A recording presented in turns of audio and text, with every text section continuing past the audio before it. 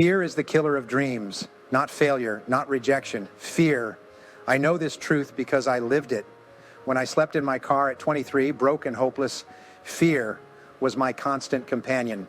When I washed dishes for minimum wage, fear whispered I would never amount to more. But I discovered something that changed everything. Confidence isn't something you're born with. It's something you build. One decision at a time, one action at a time, one victory at a time. Today, I'll show you exactly how to build unshakable confidence that transforms every area of your life. Not through cheap motivation that fades by morning, but through proven principles that have created success for millions. Look around you. The most successful people aren't necessarily the most talented. They're the most confident. They believe in themselves when evidence is lacking. They take action while others hesitate. They persist when others quit. This isn't opinion, it's fact. After 4 decades studying success, interviewing over 500 self-made millionaires, and training more than 5 million people, the pattern is clear. Confidence precedes competence, not the other way around. Most people have it backward. They think achievement comes first, then confidence follows. Wrong. You must act with confidence first, results follow. This reversal of conventional thinking is your first key to transformation. Right now, you might be thinking about, but Brian, I don't feel confident. Here's the secret. Nobody does at first. Confidence isn't a feeling, it's a decision, a choice you make regardless of circumstances. The Navy SEALs have a saying, act with confidence, and the confidence will come. They understand action precedes emotion, not the other way around. When I started speaking professionally, my knees knocked, my voice cracked, I forgot my material, but I kept showing up. Each time I walked to the podium, I acted as if I belonged there. After 500 speeches I did, the pretending became reality. This is how confidence works. You don't wait to feel it. You act as if you already have it.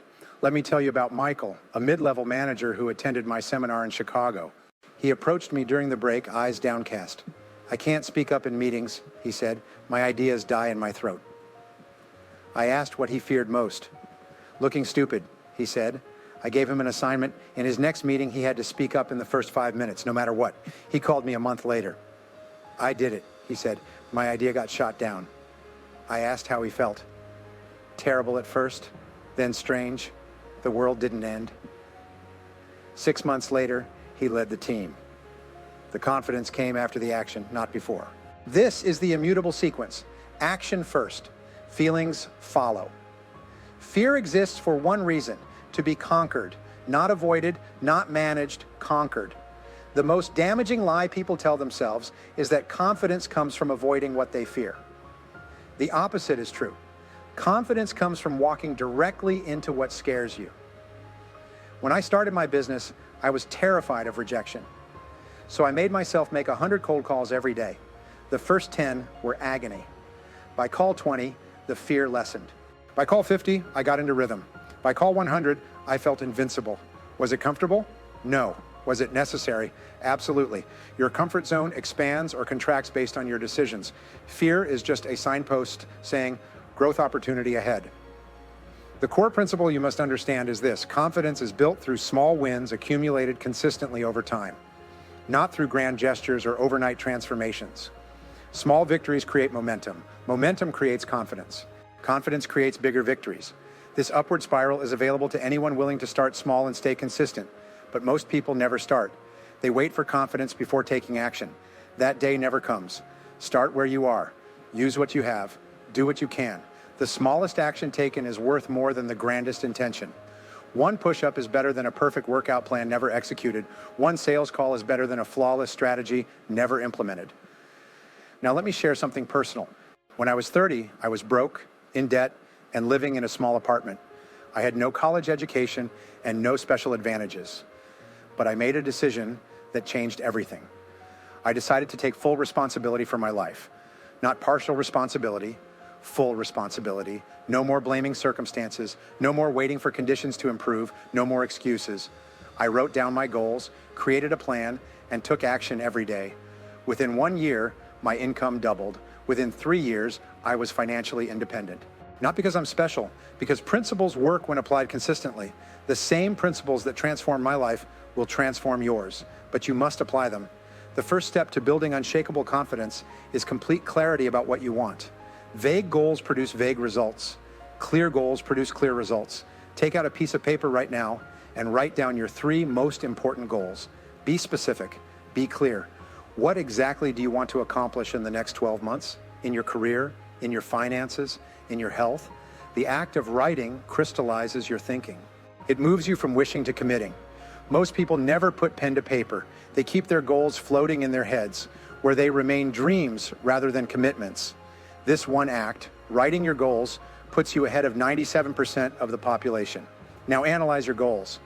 Which one, if accomplished, would have the greatest positive impact on your life?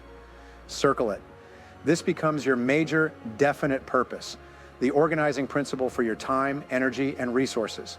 Clarity creates confidence. When you know exactly what you want, you eliminate confusion. Confusion breeds doubt. Doubt kills action. I've interviewed thousands of successful people across dozens of fields. They all share this trait: absolute clarity about their primary goal. They can tell you in one sentence what they're working toward. Can you? If not, you've identified your first confidence-building task. Define your target with such clarity that you could explain it to a child. The second step is to create a concrete plan. Break your goal into specific, measurable steps. What must you do daily, weekly, monthly to reach your target? Be detailed. Leave nothing to chance. When I decided to become a professional speaker, I created a plan. Study great speeches 2 hours daily. Practice delivery 1 hour daily. Reach out to 10 potential clients daily. Offer free speeches weekly to build experience. This wasn't glamorous, but it was specific. Each completed task built my confidence. Each small win proved I could do what I set out to do. Your plan doesn't need to be perfect. It needs to be clear enough to follow and flexible enough to adjust as you learn. Lisa attended my seminar in Dallas. She wanted to start a consulting business, but felt paralyzed by self-doubt. "I'm not an expert," she said. I asked what small steps she could take that day. "I could create a simple website," she said, "then contact 3 potential clients tomorrow." She started that night. Within a week, she had her first client. Not because she suddenly became more qualified, but because action created momentum. Momentum created opportunities. Opportunities created confidence. The sequence is predictable. The only variable is whether you'll start. Lisa started. Will you? Your first step needn't be perfect. It simply needs to be taken. The third step is to face your fears directly.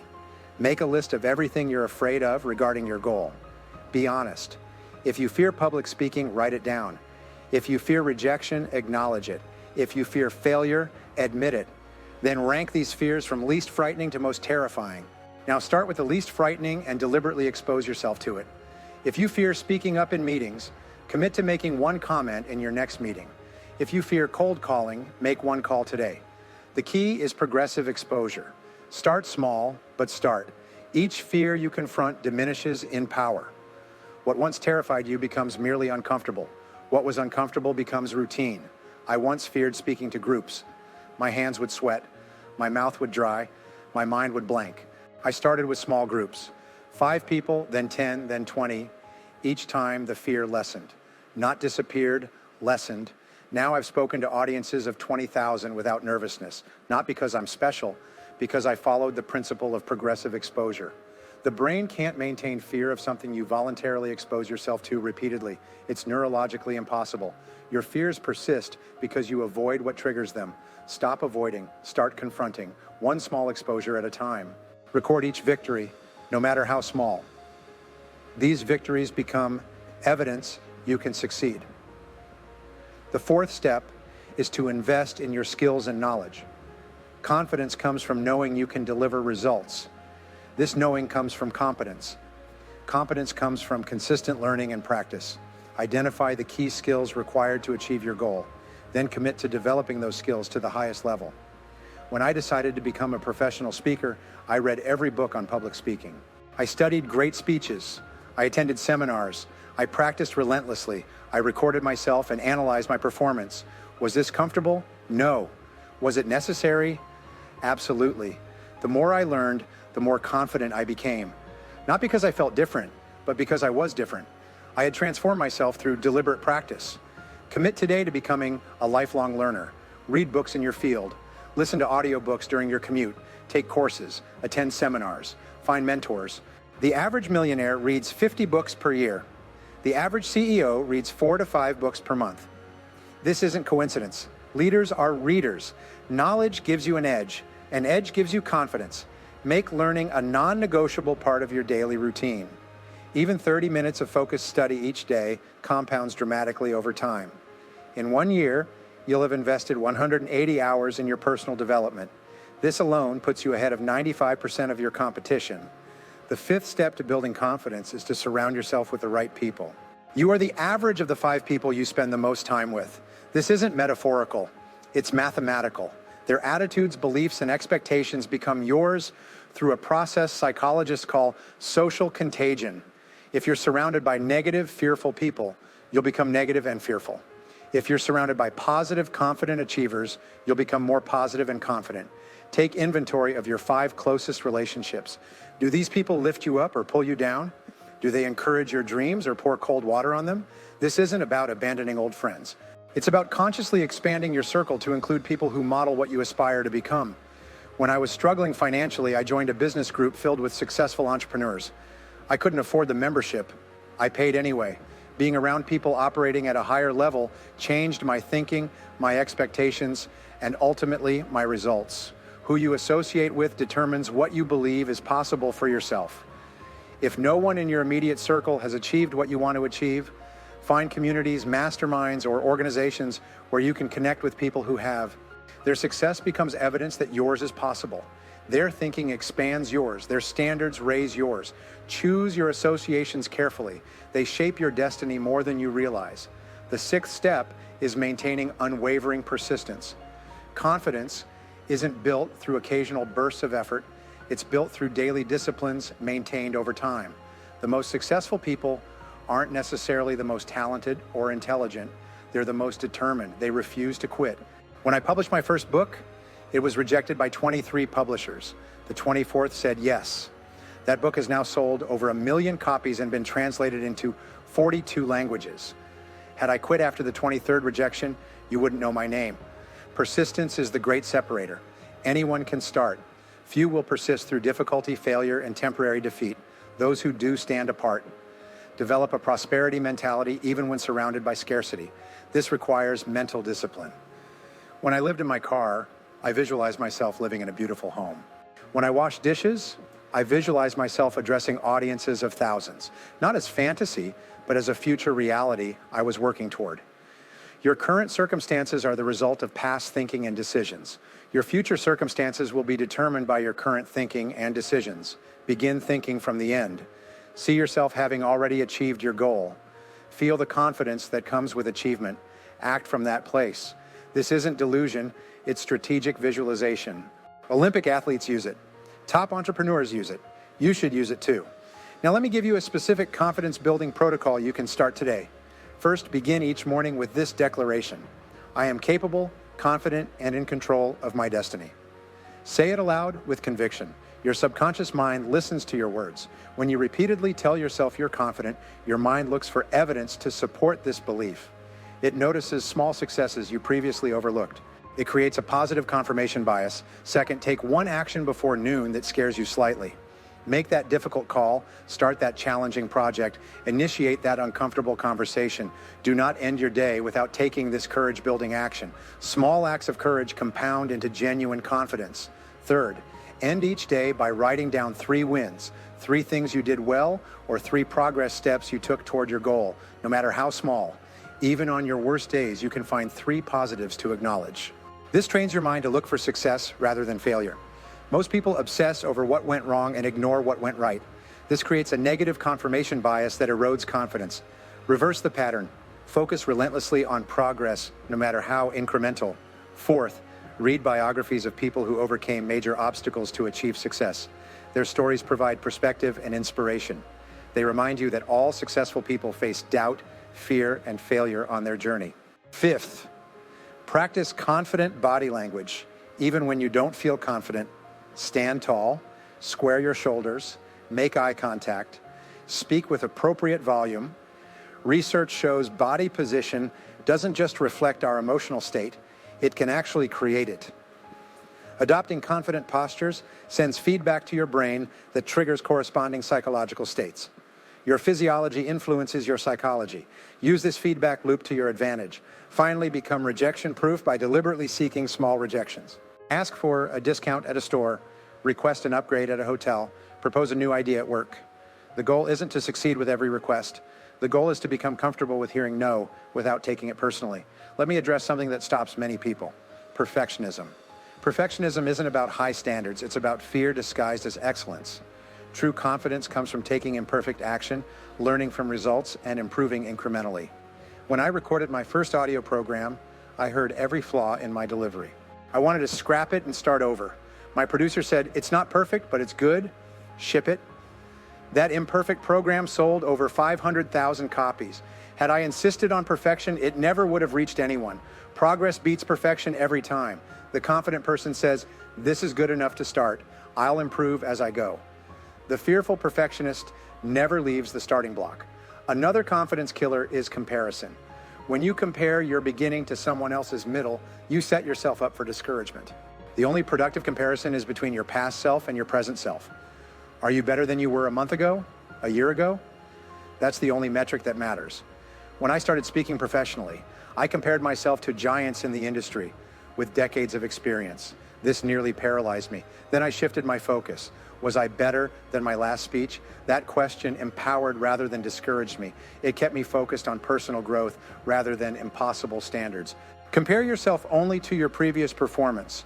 Continuous improvement builds unstoppable confidence. Now let's address fear of failure directly. This fear paralyzes more potential than perhaps any other. But here's the truth.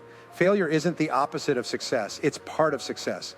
Every significant achievement is preceded by necessary failures that provide essential feedback. I've failed more times than I can count. I've launched products that flopped. I've made investments that tanked. I've given speeches that bombed. Each failure taught me something I couldn't have learned any other way. Each failure moved me closer to eventual success. The confident person doesn't fear failure. They extract its lessons, adjust their approach, and try again with better information. Thomas Edison failed 10,000 times before inventing a working light bulb. When asked about it, he said, "I have not failed. I've just found 10,000 ways that won't work." This mindset separates the confident achiever from the fearful spectator. Failure is data, not defeat. It tells you what doesn't work so you can discover what does. The next time you fail, and if you're taking meaningful action, you will fail, ask yourself, what can I learn from this? How can I improve my approach? What information did this experience provide? These questions transform failure from something to fear into something to leverage. Another key confidence builder is keeping your promises to yourself. When you say you'll do something and follow through, you build self-trust. When you make commitments you don't keep, you erode self-trust. This applies to small promises as much as large ones. If you tell yourself you'll exercise in the morning, do it. If you commit to making 10 sales calls, make them. Your subconscious mind tracks these promises.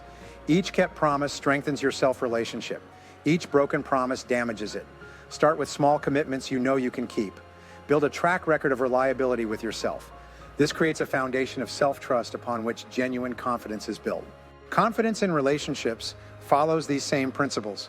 Many people struggle with assertiveness, setting boundaries, or expressing their authentic views. They fear rejection or conflict. But healthy relationships require confident engagement. Start small.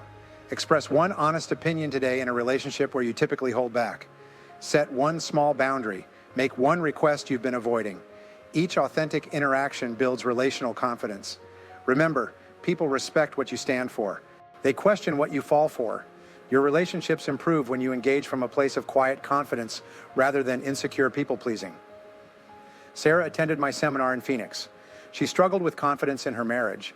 She deferred to her husband on every decision, fearing conflict. I asked her to identify one small area where she could express her preference. The weekend plans, she said. That Sunday, she told her husband she wanted to try a new restaurant rather than their usual spot. He was surprised but agreed. This tiny assertion became the first of many. 6 months later, their relationship had transformed. Not because her husband changed, but because she engaged differently. She discovered her voice mattered. Her confidence grew with each authentic interaction. Yours will too. Let me address another confidence killer, dwelling on past mistakes or failures. The confident person learns from the past but lives in the present. They don't drag yesterday's failures into today's opportunities. When I was younger, I made serious financial mistakes that cost me dearly. I could have let those errors define me. Instead, I extracted the lessons, made adjustments, and moved forward with new wisdom. Your past does not equal your future unless you choose to live there. Whatever mistakes you've made, whatever failures you've experienced, they are teachers, not life sentences. Learn, adjust, move forward. Your best days lie ahead, not behind. Another powerful confidence builder is physical vitality. Your physical state affects your mental and emotional states. When you're tired, undernourished, or physically depleted, your confidence suffers. Make non-negotiable commitments to adequate sleep, regular exercise, proper nutrition, and stress management. These aren't luxuries, they're necessities for peak confidence and performance. Even modest improvements yield significant benefits. A 30-minute daily walk, 7 hours of sleep, hydration, protein with each meal. These simple practices create the physical foundation for psychological confidence. When your body feels strong, your mind follows suit. Now I want to address confidence in your financial life. Money worries undermine confidence across all areas. Financial confidence comes from two practices: increasing your earning ability and controlling your spending. To increase earning ability, become more valuable to the marketplace. Develop rare and valuable skills. Solve expensive problems. Deliver results others can't. To control spending, live below your means, no matter your income level. Save at least 10% of everything you earn. Invest wisely for long-term growth. Eliminate consumer debt. As your financial cushion grows, your confidence grows with it. Not because money itself creates confidence, but because financial stability removes a major source of fear and insecurity. The final aspect of confidence building I'll address is service to others. Counterintuitively, focusing on helping others builds your own confidence. When you lift someone else, you lift yourself. When you solve problems for others, you prove your capabilities to yourself. When I was at my lowest point professionally, I volunteered teaching job skills at a local community center. Helping others find employment reminded me of my own value and capabilities. It rebuilt my confidence during a difficult time. Look for opportunities to serve, especially when you're struggling. The confidence you seek often arrives through the side door of service rather than the front door of achievement. Now let me give you the most important principle. Confidence is a choice you make moment by moment, not a state you achieve once and for all. Even the most accomplished individuals experience doubt and fear. The difference is they don't let these emotions dictate their actions. They acknowledge the fear, then act anyway. You will feel fear again tomorrow, and the next day, and the day after that. The goal isn't to eliminate fear. The goal is to develop the habit of acting despite it. This is true confidence. Not the absence of fear, but the willingness to walk through it toward what matters most to you. You stand at a crossroads. One path leads to continued hesitation, self-doubt, and unrealized potential. The other leads to progressive confidence, increasing competence, and achieved goals. Both paths require effort. The first requires the effort of avoidance, justification, and regret. The second requires the effort of courage, learning, and persistence. Choose the second path, not once but daily, in small moments that compound over time. The confident life isn't given. It's built, decision by decision, action by action, day by day. I've shown you the principles. The rest is up to you. Remember this: you have more ability, potential, and capacity than you will ever use in your lifetime. The greatest tragedy isn't failing to achieve a particular goal. It's leaving your deep well of potential untapped because of fear and doubt. Don't let this be your story. Start today. Start small. Start where you are. Use the principles I've shared. Watch your confidence grow through consistent action. Watch your life transform as your confidence expands. You were meant for more, much more. Now go claim it.